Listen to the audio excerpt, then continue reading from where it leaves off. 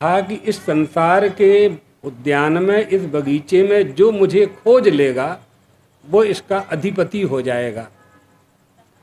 होता क्या है, अनविचार रमणीय सदा संसार भयंकर भारी। अनविचार से यह संसार हमें रमणीय लगता है, अच्छा लगता है। विचार करके देखते हैं तो कहीं कुछ प्राप्त होता नहीं है।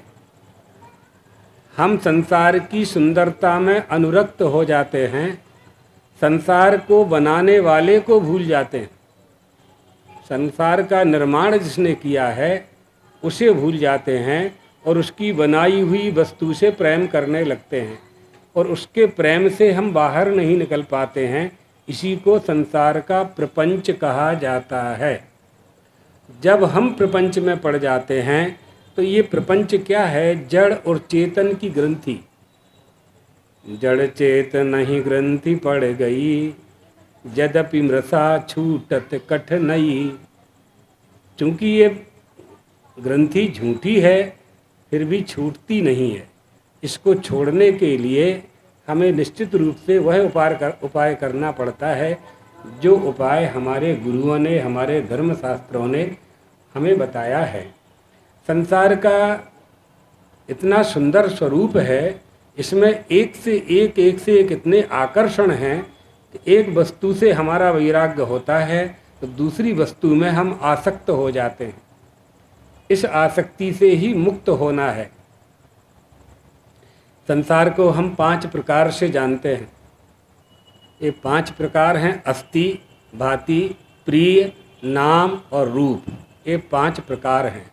अस्ति माने है, भाति माने दिखाई देता है, प्रिय माने आनंद। अस्ति, भाति, प्रिय। नाम, नाम माने रामदास कामदास। रूप यानी 2 हाथ 2 पैर 2 आँख 2 कान आदि आदि, ये रूप है। तो अस्ति, भाति, प्रिय, नाम, रूप, इसी में हम उलझ जाते हैं। इसको कैसे समझना होगा? इसको समझना होगा कि जैसे कोई वृक्ष है, तो वृक्ष है, अस्ति माने है, और भाति माने दिखाई देता है, और प्रिय माने आनंद। तो वृक्ष है, वृक्ष दिखाई देता है, वृक्ष हमको प्रिय है, वृक्ष उसका नाम है, और शाखा आदि वृक्ष उसका रूप है। ये झाड़ चांदनी का झाड़ है, ये इसका रूप है।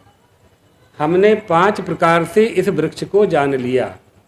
किसी ने इस वृक्ष को काट दिया, अब हम क्या जानेंगे उसको? लकड़ी है, लकड़ी दिखाई देती है, लकड़ी हमें प्रिय है, लकड़ी उसका नाम और लकड़ी उसका रूप।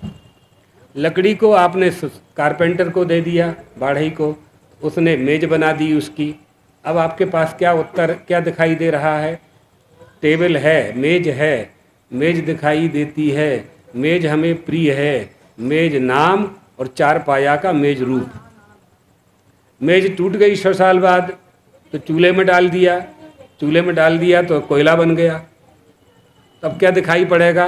कोयला है, कोयला दिखाई देता है, कोयला प्रिय है क्योंकि उसमें भोजन बनता है तो प्रियता है उसमें। कोयला नाम और कालापन उसका रूप।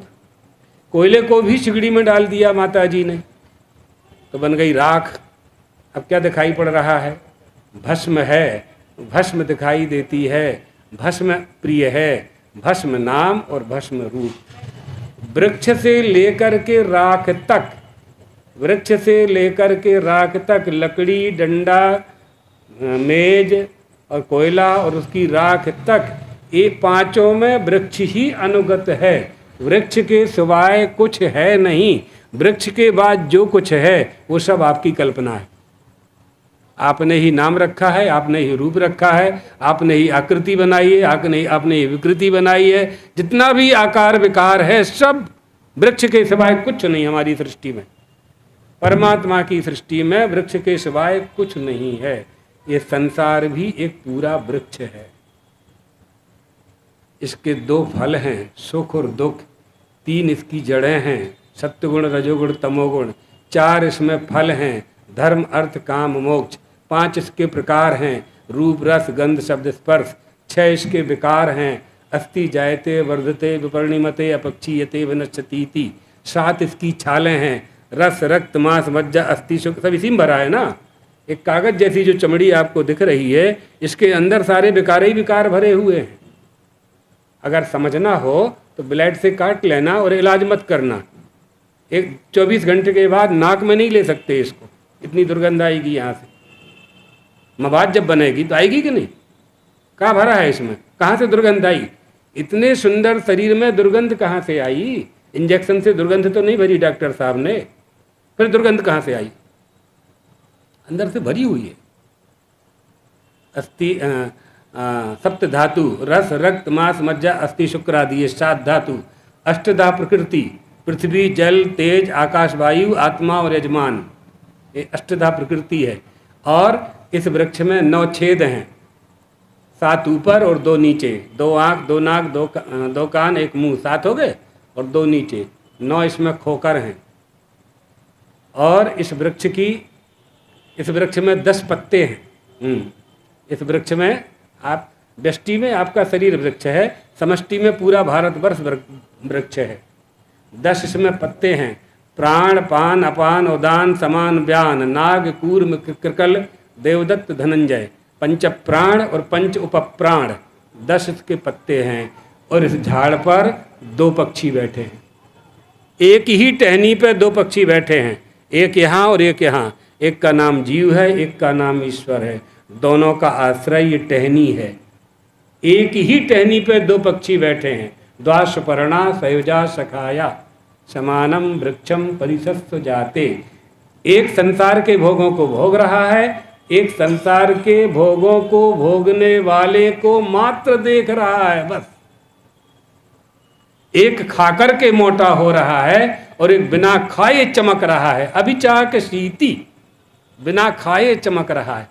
उसका नाम ईश्वर है। जो संसार के भोगों को भोग रहा है उसका नाम जीव है। इस बात को समझना चाहिए कि जितना भी विश्व जगत ये दिखाई पड़ रहा है, ये नेत्रों के द्वारा जो दिखाई पड़ने वाला जगत है, दृश्य जगत है, ये बिल्कुल मिथ्या है, अनित्य है और हमारे पास से जाने वाला है।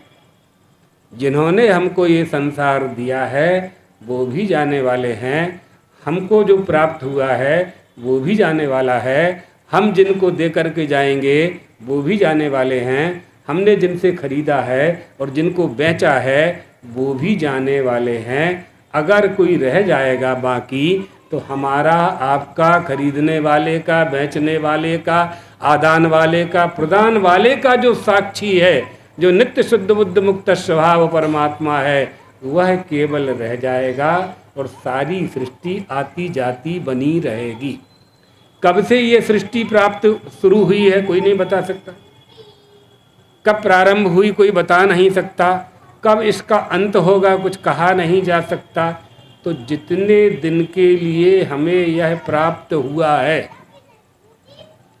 जितने दिन के लिए हमें यह प्राप्त हुआ है, उतने दिन इसका अच्छा भोग करें, अच्छा भोग करें, अच्छा उपयोग करें। भोग का अर्थ उपयोग, अच्छी तरह से इसका उपयोग करें। संसार को आप मार नहीं सकते हैं, नष्ट भी नहीं कर सकते हैं। इस संसार में रहते हुए, इस प्रपंच में रहते हुए ही परमात्मा को प्राप्त करना है। एक राजकुमार था, घोड़े से चला जा रहा था, घोड़े को प्यास लगी, पानी कहीं मिला नहीं। एक किसान का खेत था, उसमें कुआं था, सब्जी लगी हुई थी, सब्जी को सींचने के लिए रहट चला रहा था। पुराने लोग रहट जानते होंगे, बैला आगे चलता है और लकड़ी की रहट ऐसे डब्बे लगे रहते, घूमती थी, उसमें पानी ऐसा। तो राजकुमार घोड़ा को लेकर के पहुंच गया, पानी पिलाना है घोड़े को। किसान ने कहा कोई बात नहीं, हम रहट चालू कर देते हैं। कलेबा कर रहा था, कलेबा बंद करके उसने रहट चालू की। कई दिन से तेल नहीं दिया होगा, लकड़ी की रहट होती है, उसमें पैंच लगा रहता है, हमने देखी है। तो उसमें आवाज़ आने लगी रहट चलने से, चैं चैं चैं आवाज़ आई। तो घोड़ा भागा, घोड़ा भागा तो राजकुमार ने कहा कि भाई तुम रहट बंद करो, मेरा घोड़ा भाग रहा है। कहा अगर रहट बंद हो जाएगी तो पानी नहीं आएगा, पानी तो पीना है, घोड़े को प्यास लगी हुई है। तो किसान ने कहा कि राजकुमार अगर घोड़े को पानी पीना है तो चलती ही रहट में उसे पानी पीना पड़ेगा, अन्यथा जल नहीं मिलेगा। संसार का प्रपंच, संसार के प्रपंच में रहते हुए ही भजन करना पड़ेगा। आप संसार को मार नहीं सकते हो और सब लोग बाबा बन के भाग भी नहीं सकते हैं। कहाँ जाओगे, कहाँ जाओगे? जहाँ जाओगे वहाँ मन तो ले जाओगे, दुकान मकान छोड़ जाओगे, मन तो ले जाओगे। मन को वश में किए बिना आपकी वृत्तियाँ आपकी बस में नहीं हो सकती हैं, कामनाएं इच्छाएं बस में नहीं हो सकती हैं। कामना की वासना की लालसा पूरी करने के लिए मनुष्य प्रत्येक कर्म किया करता है।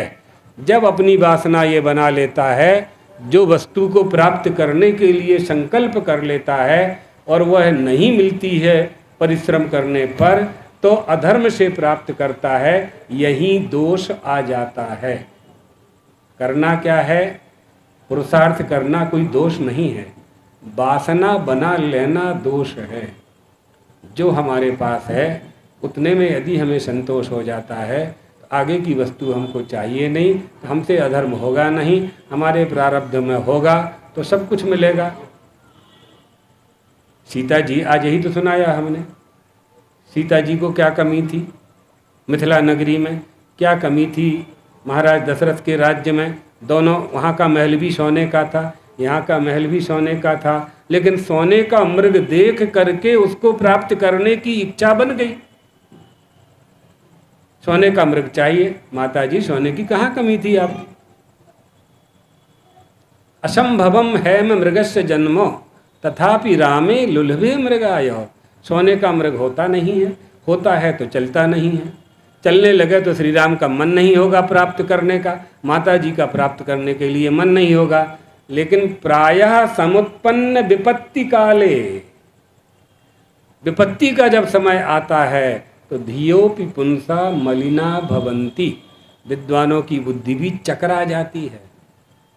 इसलिए विपदो नैव विपदः संपदो नैव संपदः, संसार में ना कोई विपत्ति है ना कोई संसार में संपत्ति है। भगवान को भूल जाना, अपने पर घमंड करना, ये विपत्ति है। भगवान का स्मरण करते रहना, माता पिता गुरु की सेवा करते रहना, ये संपत्ति है। सीधा उपाय, सीधा उपाय, बहुत सरल, इससे सरल हो नहीं सकता। उपनिषदों में जाएंगे, वेदों में जाएंगे तो बहुत कठिन उपाय बताए, यज्ञ करो, अश्वमेध यज्ञ करो, तमाम यज्ञों के विधान। एक बहुत सरल उपाय है, हमारी कुलदेवी कुल देवता की पूजा, माता पिता गुरु की सेवा, इसमें सब प्राप्त हो जाएगा, सब प्राप्त हो जाएगा। इसलिए परमात्मा के बनाए हुए इस बगीचे में हमें निवास करते हुए इसके निर्माण कर्ता का अन्वेषण करना है। यही हमारी बुद्धिमानी होनी चाहिए और यह काम केवल मनुष्य कर सकता है, दूसरा कोई प्राणी नहीं कर सकता है। बहुत अपना क्षेत्र तो पूरा जगतगुरु शंकराचार्य जी महाराज का क्षेत्र है, धार्मिक क्षेत्र है, धार्मिक जिला है। शंकराचार्य जी महाराज ने यहाँ 80 साल से उपदेश दे रहे हैं। 12-15 साल के थे तब इस क्षेत्र में आ गए थे। उन्होंने, हमने जो आपको सुनाया वो उन्होंने ही पढ़ाया है हमें, उनका ही प्रसाद वाणी के रूप में आपको दे रहे हैं। एक बार और इस कार्यक्रम में आए थे जब डॉक्टर साहब और ये उनकी श्रीमती जी स्वाति जी गए थे, कहाँ, नर्मदा जी की, हाँ, परिक्रमा करने के पुस्तक वाले विमोचन में। हाँ, तो उस समय भी डॉक्टर साहब ने सत्संग का कार्यक्रम रखा था। सबसे सरल उपाय है सत्संग करते रहना। कब कहाँ किस महापुरुष से कौन सा उपदेश हमें प्राप्त हो जाए, वो हमारे जीवन में जीवन जीने की कला को प्रदान कर देता है। इसलिए सत्संग करते रहना चाहिए। हम डॉक्टर चांदोरकर जी और उनके परिवार, आप सबको जगत गुरु जी महाराज की ओर से आशीर्वाद देते हुए अपनी वाणी को विश्राम देते हैं।